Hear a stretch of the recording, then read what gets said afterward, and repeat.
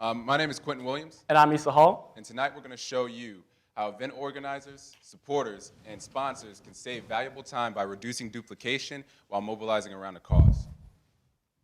I once organized a massive relief effort that raised over $230,000 for the Salvation Army of the greater New York area. How did I do it? Well, I didn't sleep for several days, but I also didn't do it alone. When funds began to roll in, but it was such an aggravating process. And what we learned is that there are a ton of businesses out there that want to give money to a worthy cause with a captivating audience. They just got to know about it in time. As it works now, event organizers spend so much time planning in isolation when really businesses and sponsors can benefit from being brought into the picture earlier on.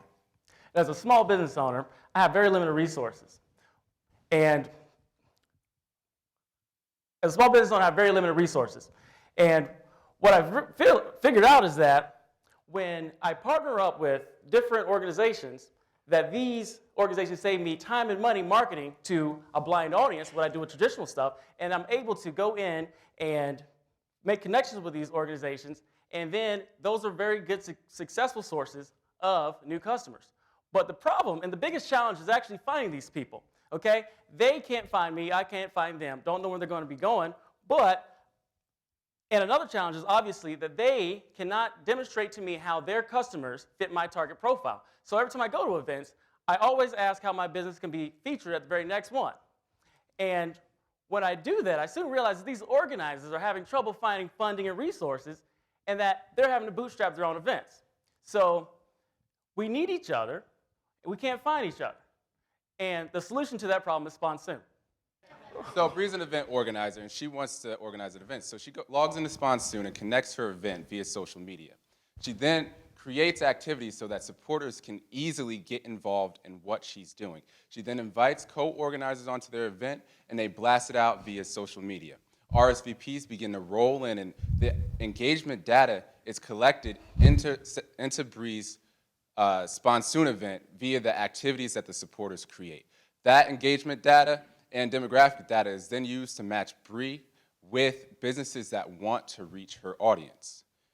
Sponsoon is like no other event platform, crowdfunding site, or co-working collaborative environment in that we bring together communities to organize around a cause in a logical way while rewarding our three-sided market for their engagement.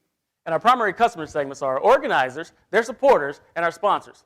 So organizers connect our three-sided markets by providing key activities for our supporters to do to get involved, and they're also identifying the resources that they need in order to mobilize their event.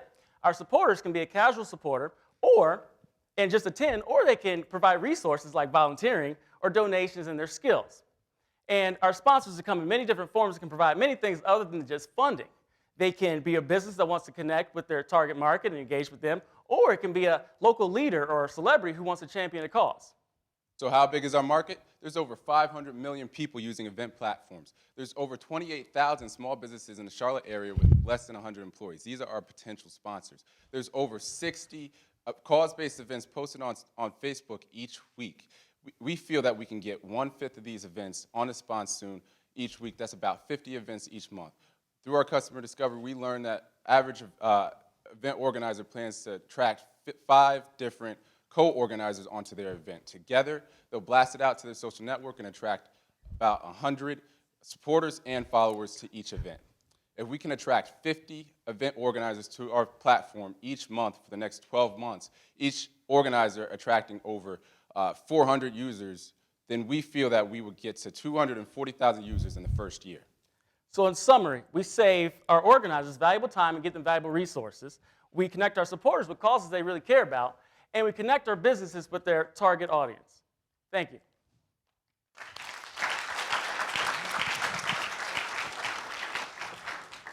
Now I'd like to open the floor up for questions.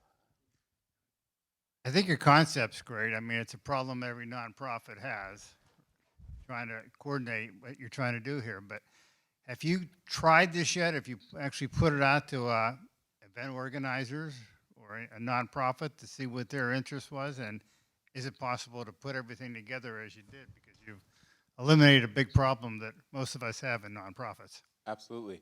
That's a great question. We currently are still in our customer discovery phase, which means we don't have a live beta platform up. We have put this concept in front of event organizers, 50 approximately, and we have presented the model and how it works and some of what is currently out there to aggregate user and engagement data. And what we found out is that people would love to use the platform since it's stuff that they already do on social media, and really have an opportunity to connect with sponsors. Well, We're compensated by, we're basically providing metrics and data showing, our sponsors what the target audience that they will be, donating to or giving to will, how it will benefit their business. And so we're providing these matches. And so we're compensated by making the match, and we're compensated once any type of fees or funds are transferred. So we can take a percentage of that. so that was actually a portion that we missed from our video. wonderful video, which nobody got to see. But yes, again, there are advertising fees as a result of this matching. Organizations can use matching credits, which is what Issa was talking about. We also receive revenue from advertising, that's Google AdSense, and also supporters and advertisers, supporters and event organizers boosting their events through features. Is there an existing model that you're pulling from that you've seen something like this work in other areas? And, Yeah. and I'm specifically talking about your revenue flow. Well, there are plenty of models. You think about like a dating profile, or dating websites, or you're thinking about where you connect people to jobs. As long as you're presenting the data and the value to it, and you have customers for it, many people have been able to monetize these types of things. It's something that goes on all the time, and we've identified our two markets and their need, and we're just getting our money off of being able to make that connection.